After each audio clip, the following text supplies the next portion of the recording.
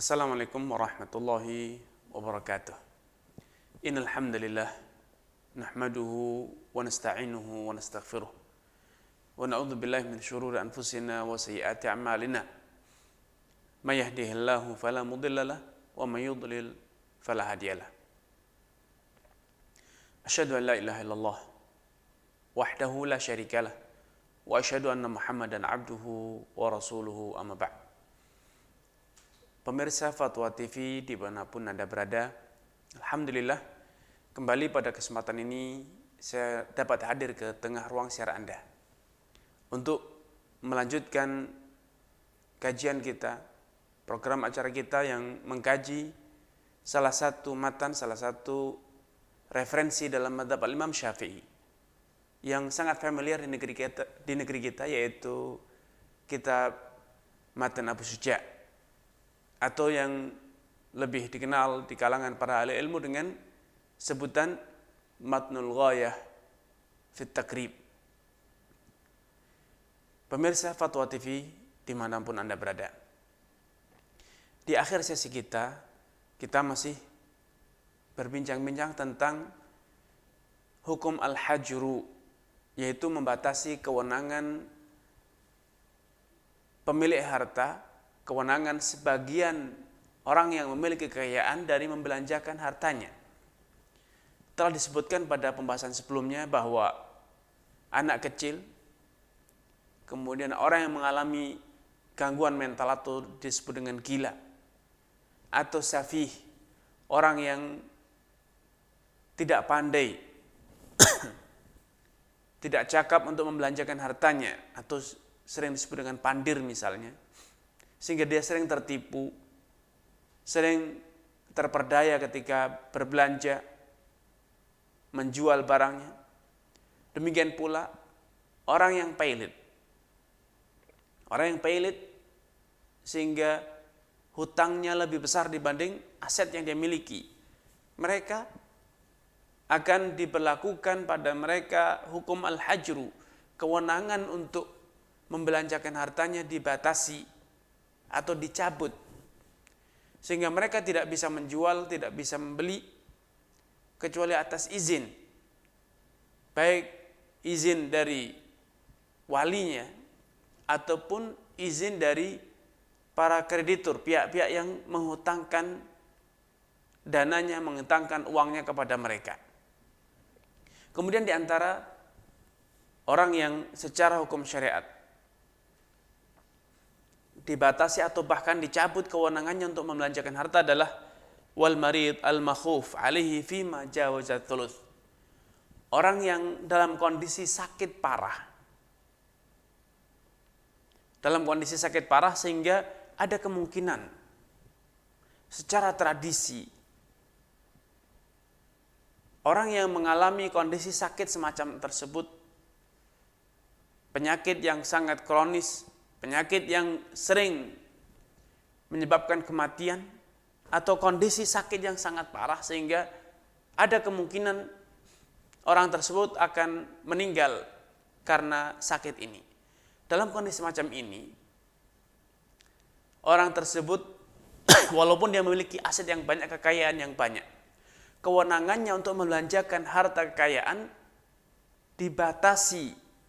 Tidak boleh lebih dari sepertiga kekayaannya. Baik dia membelanjakan dalam rangka jual beli, membayar hutang, atau misalnya hibah, hadiah, wakaf, sedekah. Bila tindakannya terhadap harta kekayaan kepemilikan yang dia miliki ini melebihi sepertiga dari total kekayaan yang dia miliki, maka tindakannya itu secara hukum fikih dinyatakan batal, tidak sah. Sebagian ulama mengatakan bahwa tindakan tersebut bila dilakukan secara spontanitas dalam satu tindakan, misalnya dia membelanjakan atau menjual atau menghibahkan separuh 50% dari kekayaannya dalam satu akad, atau dia mewakafkan separuh dari kekayaannya, maka menurut sebagian ulama tindakannya ini batal secara menyeluruh, alias dibatalkan atau tidak boleh dieksekusi secara total. Kenapa? Karena tindakannya ini telah melampaui batas kewenangannya. Sedangkan satu tindakan manusia, satu tindakan hukum seorang hamba, seorang mukallaf, la yatajazza, tidak bisa dipecah. Sehingga ketika dia misalnya mewakafkan 50% dari aset yang dia miliki, harta yang dia miliki, menurut sebagian ulama bahwa ini batal secara menyeluruh, alias tidak sedikit pun dari wakaf atau sedekah yang dia lakukan itu dieksekusi atau dilakukan. Kenapa? Karena semuanya batal, dianggap batal demi hukum. Karena dia telah melampaui batas kewenangannya untuk melakukan tindakan hukum atas kekayaan yang dia miliki. Kenapa? Karena dia dalam kondisi yang dikhawatirkan akan segera menemui ajalnya. Sedangkan tasarruful abd, tasarruful mukallaf, tindakan seorang manusia itu la yataba'at atau la yatajazza, tidak bisa dipilah ataupun dibagi secara parsial atau diberikan hukum secara parsial, tidak. Karena satu tindakan. Namun bila tindakannya itu dilakukan secara bertahap, dia membelanjakan sedikit demi sedikit, sampai akhirnya mencapai limit sepertiga dari seluruh kekayaan yang dimiliki, maka tindakan yang membelanjakan harta, mewakafkan harta, mensedekahkan harta itu yang dilakukan sedikit demi sedikit selama belum mencapai limit sepertiga asetnya, kekayaannya, maka masih dianggap sah. Ketika dia mengulang lagi tindakannya, menjual, mewakafkan, mensedekahkan, dan ternyata telah mencapai batas limit sepertiga kekayaannya, maka tindakan ini tidak sah. Kenapa? Karena dia telah melakukan satu tindakan di luar kewenangannya. Ini pendapat pertama. Pendapat kedua, sebagian ulama berpendapat bahwa bila seorang yang dalam kondisi sakit parah membelanjakan hartanya, melakukan tindakan hukum terhadap harta kekayaannya, baik digunakan membeli, menjual, atau diwakafkan, disedekahkan, dihibahkan misalnya, dan ternyata harta yang dia belanjakan itu melebihi sepertiga dari kekayaan yang dia miliki. Misalnya dia wakafkan separuh kekayaannya, atau dia jual separuh kekayaannya. Maka menurut sebagian ulama, ini pendapat kedua, tindakan orang tersebut sampai batas sepertiga kekayaannya dianggap sah, alias dianulir, dieksekusi sepertiga dari total kekayaan yang dia miliki, dan selebihnya dianggap gugur demi hukum atau batal demi hukum. Misalnya, sederhana, kalau dia memiliki kekayaan senilai 1 miliar dan ternyata dia menjual yang separuhnya atau yang senilai 500 miliar.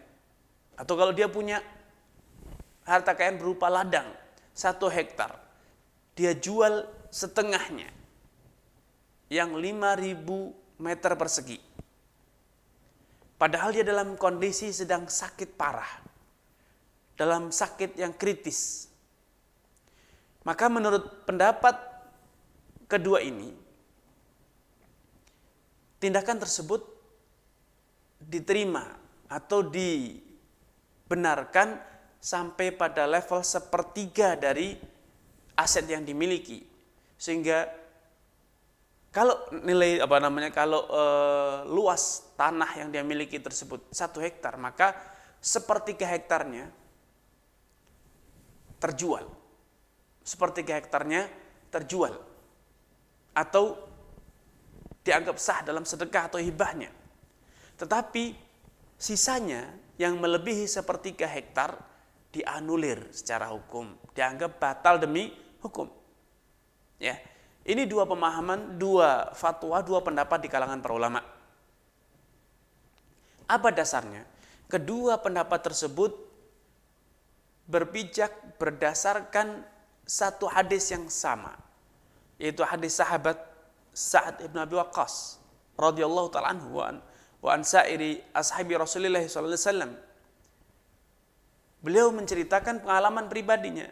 Adani Rasulullah sallallahu alaihi wasallam wa anna marid yaum fath Makkah. Ketika peperangan Fathu Makkah, Nabi SAW menjengukku di saat aku sedang kondisi sakit parah. Fakultulah, saat kemudian berkata kepada Nabi, Ya Rasulullah, laqad balagha bi minal waja'i ma tara. Ya Rasulullah, sungguh sakit yang aku derita ini sudah dalam kondisi yang segini parah, seperti yang kau saksikan sendiri.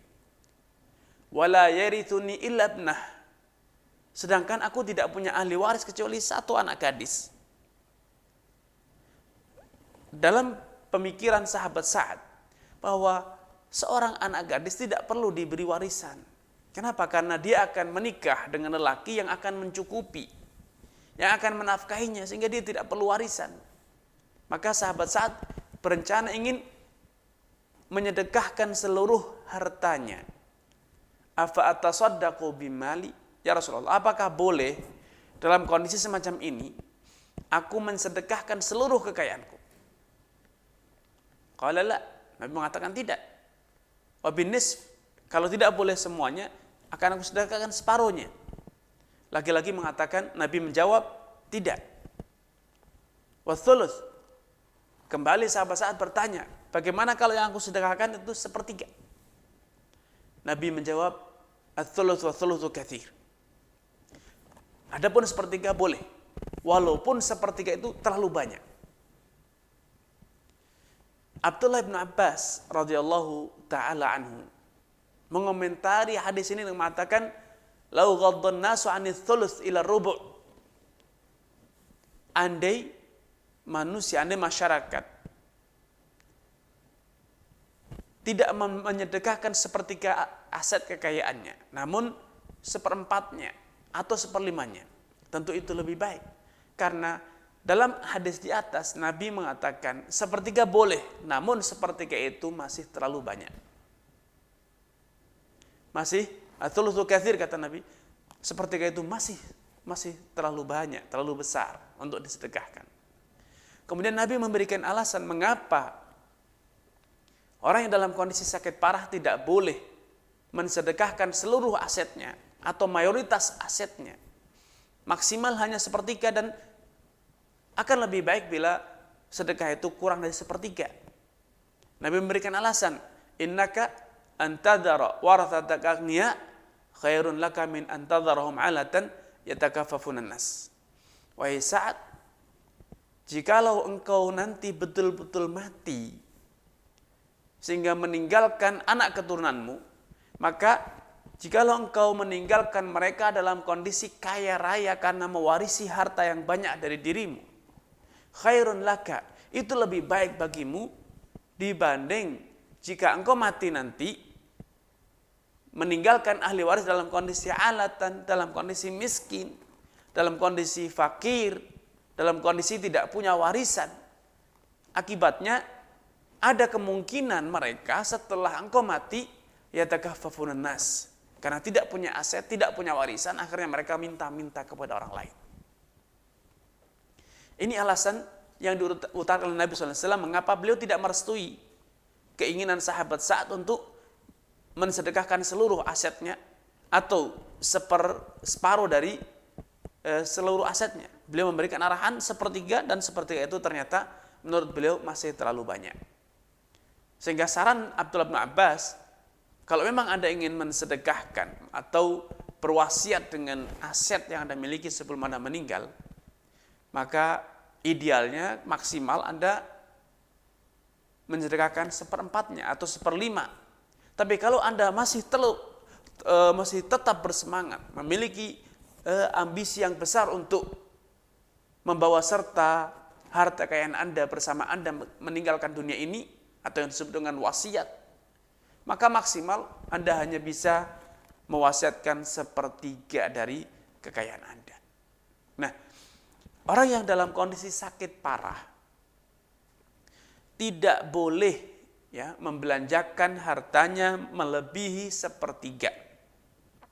Sehingga 2/3 kekayaan dia tidak lagi memiliki kewenangan, atau dalam kondisi atau boleh dikatakan kewenangannya untuk bertasarruf, membelanjakan, menggunakan 2/3 dari total kekayaannya itu dicabut atau dianulir atau dibatasi sampai menjadi jelas apakah kemudian dia meninggal dunia sehingga 2/3-nya itu akan menjadi hak ahli waris, atau kemudian dia sehat kembali seperti sedia kala sehat walafiat, maka kewenangannya untuk membelanjakan, mentasarufkan harta itu kembali seperti sedia kala. Ya.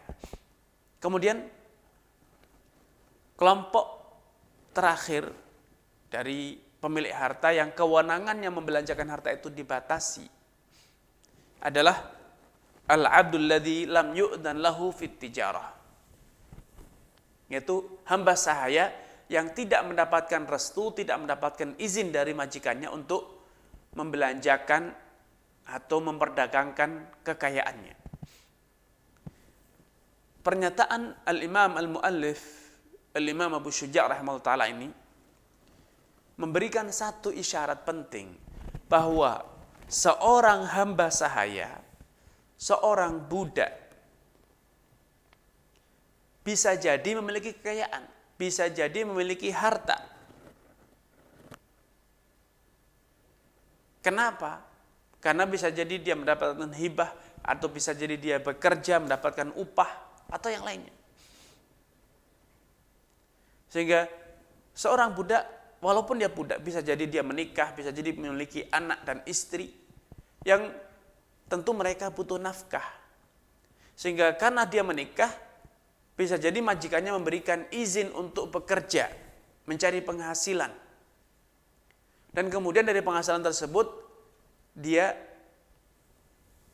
menafkahi anak dan istrinya. Alias, seorang budak secara tinjauan hukum fikih, dia ada kewenangan, ada peluang untuk bisa memiliki harta kekayaan. Akan tetapi kewenangan kepemilikan seorang budak atas harta yang dia miliki, yang dia dapat dari bekerja atau dia peroleh dari hibah, sedekah dan yang serupa, kewenangannya itu bisa dikatakan terbatas. Kenapa? Karena bisa dianulir oleh majikannya.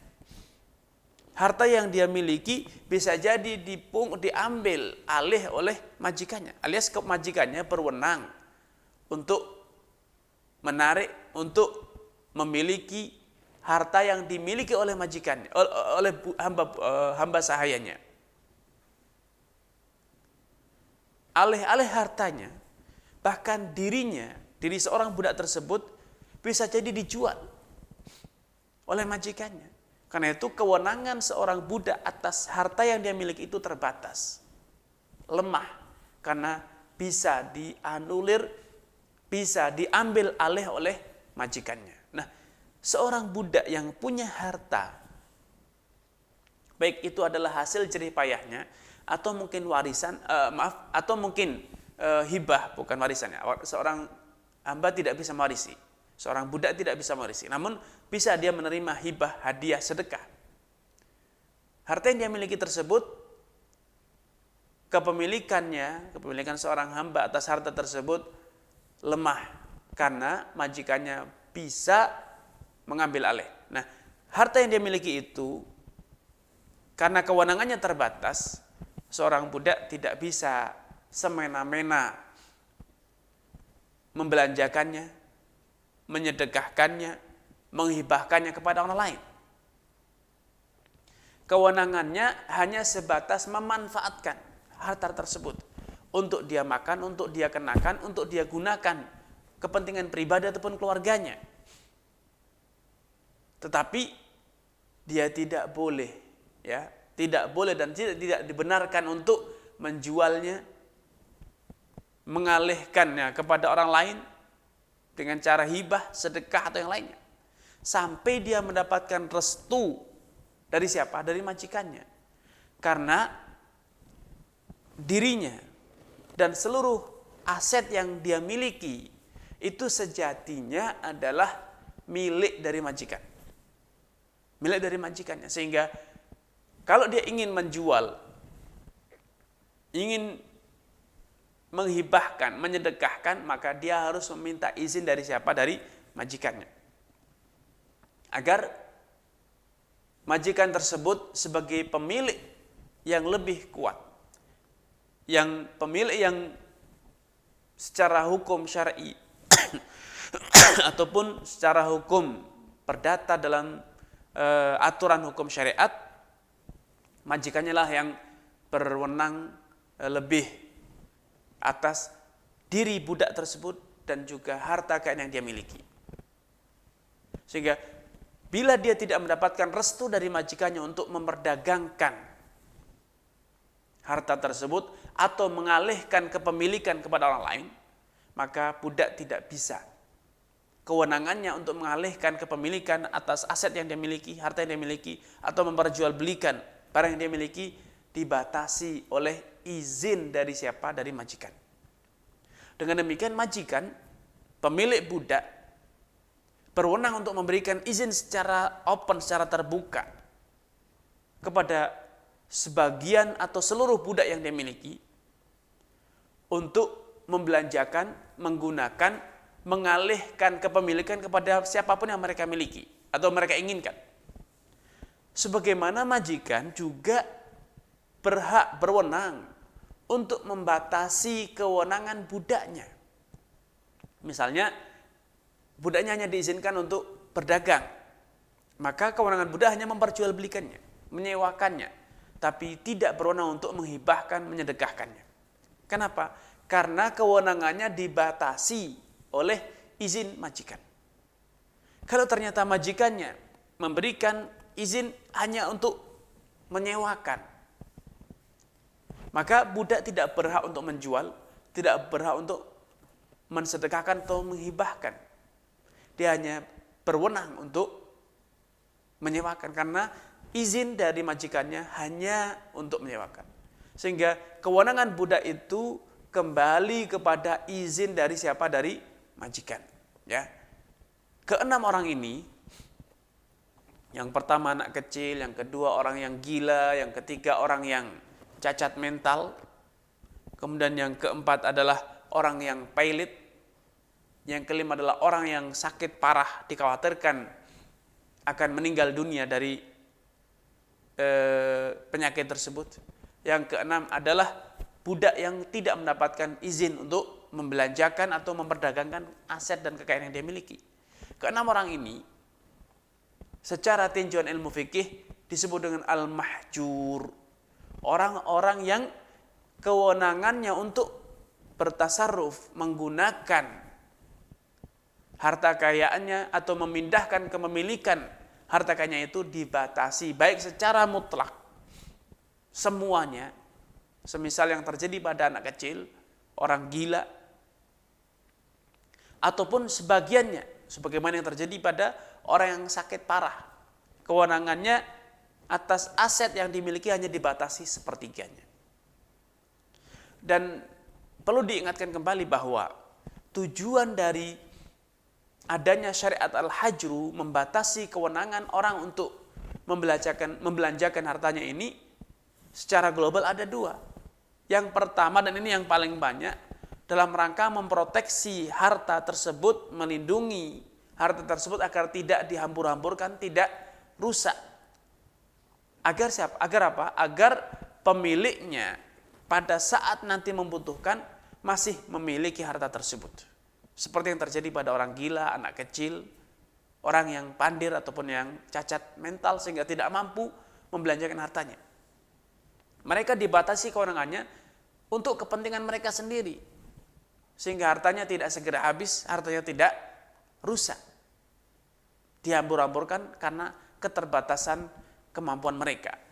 Ada alasan kedua, yaitu kewenangan sebagian orang itu dicabut atau dibatasi, sehingga mereka tidak bisa memperjualbelikan hartanya dalam rangka memproteksi, melindungi hak-hak para kreditur, agar tidak semakin dalam, agar tidak semakin parah kondisi yang menimpa mereka, tidak semakin besar kerugian yang akan menimpa mereka. Ketika orang